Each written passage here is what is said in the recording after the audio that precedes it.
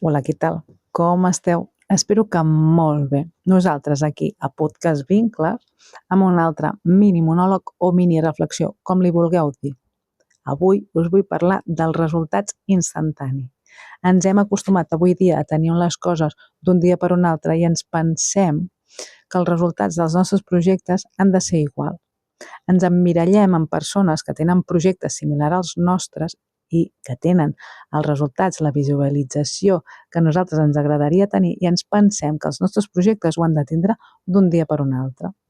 Sense donar-nos compte que aquella persona que t'has emmirallat amb aquells resultats per tenir aquell projecte porta molts anys cuinant, molts anys fent proves per tenir aquells resultats.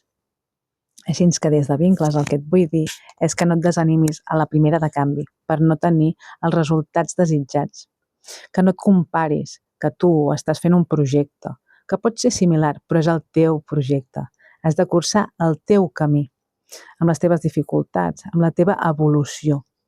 No abandonis, només evoluciona, camina i no et rendeixis.